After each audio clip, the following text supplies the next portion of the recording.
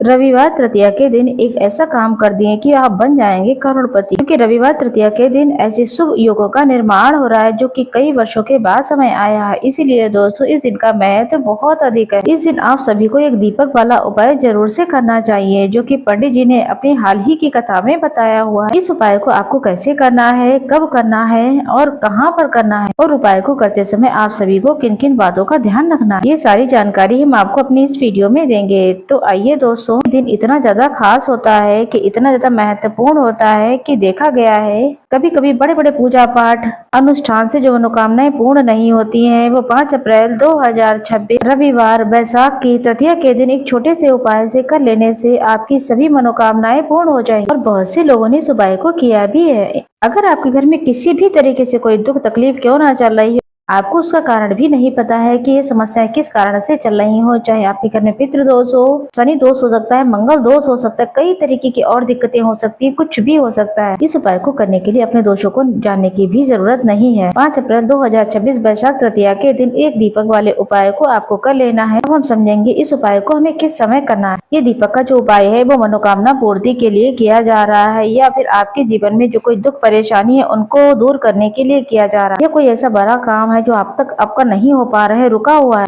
किसी भी व्यक्ति को कोई भी अपनी मनोकामना भगवान शिव से पूर्ण करवानी हो, कोई माता बहन अपने घर की सुख शांति के लिए, धन समृद्धि को बढ़ाने के लिए उपाय करना चाहती हैं, जो घर की बड़ी माताएं बहनें हैं वो दीपक वाला उपाय विशेषकर कर ले। माताएं और बहनें घर की लक्ष्मी होती हैं। जब घर की लक्ष्मी कोई उपाय करती हैं तो उसका फल बहुत जल्द ही मिल जाता है। अन्यथा कोई भी इस उपाय को कर सकता है, चाहे वो बड़ा हो, चाहे वो छोटा हो, चाहे बच्चा हो। जिस व्यक्ति को ये दीपक वाला उपाय समझ आ गया तो वो जो है बैसाख तृतीया के दिन दीपक वाला उपाय जरूर कर ले। कोशिश करें इस उपाय को करने के लिए आप सुबह का समय ही चुनें। लेकिन किसी कारणवश सुबह के समय नहीं कर पाते हैं, कहीं जाना है, फिर आपके पास दूसरा मौका रहेगा, शाम के समय प्रदोष काल का समय रहेगा। आपके जीवन में धन की समस्या चल रही, रुपए पैसे के लिए आप बहुत परेशान रहते हैं, आर्थिक तंगी चल रही, कई बार आप प्रयास करते हैं, मेहनत बहुत करते हैं, लेकिन आपको धन हासिल नहीं हो पाता है। आप मेहनत करने के बावजूद भी सफल नहीं हो पाते हैं, नौकरी के प्रयास में भी असफल हो जाते, किसी भी तरीके से आप असफल हो रहे हैं, तो गुरुजी ने कहा है तो ये छोटा सा उपाय जरूर कर ले बैसाख तृतीया। जीवन में किसी तरीके के संकट चल रहे हैं, समस्याएं चल रही, इनको दूर करने के उपाय हम आपको बताएंगे। तो आइए पहले उपाय के बारे में जानेंगे। सबसे पहले आपको इस उपाय को करने के लिए आपको चाहिए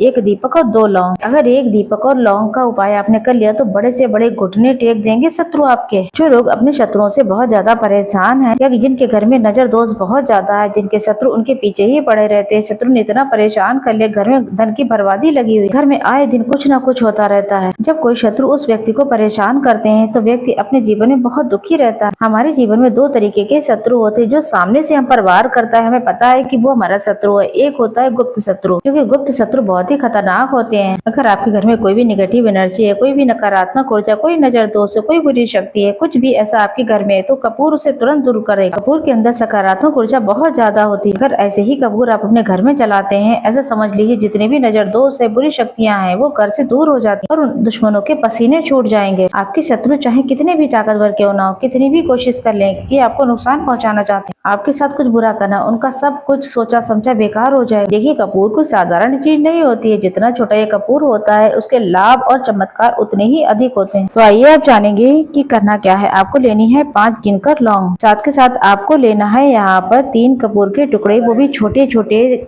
आपके घर में अगर मंदिर में या फिर कहीं पे भी हनुमान जी की कोई मूर्ति है, प्रतिमा है, वहाँ पर आपको बैठ जाना। ये उपाय जो रविवार के शाम के समय आप करें। अगर आप हनुमान चालीसा का पाठ कर सकते हैं तो पाठ करेंगे, और उसके बाद नहीं कर पा रहे हैं हनुमान चालीसा का पाठ तो भगवान राम का नाम लेना है 108 बार, जय सीताराम जय सीताराम। सबसे पहले एक दीपक जलाना है देसी घी का भगवान राम और हनुमान जी की मूर्ति प्रतिमा के सामने। बाद जो कपूर और लौंग लिया है इसको आप जला दें। कपूर और लौंग का जो धुआं होगा ये आपको अपने पूरे घर में फैलाना। जितने भी कमरे हैं पहले विष्णु जी की आरती करें, उसके बाद जो है इस कपूर लौंग के धुएं को पूरे घर में फैला देंगे। जितने भी कमरे सभी जगह लेकर जाएं और लास्ट में ला करके मंदिर में ही आपको रख देंगे। और संकट मोचन भगवान से कहना है कि मेरा ये शत्रु है, इसने मुझे बहुत परेशान कर दिया है, आपकी कृपा होगी तो अब मुझे मेरे शत्रु से छुटकारा जरूर मिलेगा। तो आपको बता दें जब वो लौंग कपूर ठंडा हो जाएगा, जो उन दोनों की राख होगी उसे आपको लेना है, उसे जल में मिला देना है। उस जल का छिड़काव आप अपने घर के मुख्य दरवाजे पर करें। बाहर की तरफ और अंदर की तरफ दोनों तरफ आपको उस उस जल का छिड़काव कर देना है। यहाँ पर इस लौंग की जो राख है जिसका छिड़काव आप पानी में डालकर कर रहे हैं, आपके जो शत्रु हैं अगर वो आपके घर में कुछ करने के सोच रहे हैं तो वो कर नहीं पाएंगे। अगर आपके घर में कुछ ऐसा है जिस वजह से आप परेशान रहते हैं, पैसों की कमी रहती है, जिस वजह से धन नहीं आ रहा, जिस वजह से आपके घर में दुर्घटनाएं हो रही है, तुरंत आपके घर से दूर हो जाएंगी सारी चीजें। अगर नजर दोष है तो वो भी खत्म हो जाएगा। यहाँ पर आपको सीधे सीधे संकट मोचन हनुमान जी का आशीर्वाद मिल गया। जो भी आपके शत्रु होते हैं वो आपको कुछ भी अब बिगाड़ नहीं पाए। अब आपको बताएंगे हम दूसरे उपाय को। आपको लेने हैं छोटे छोटे कपूर के 3 जहाँ पर वो गेट जिस घर से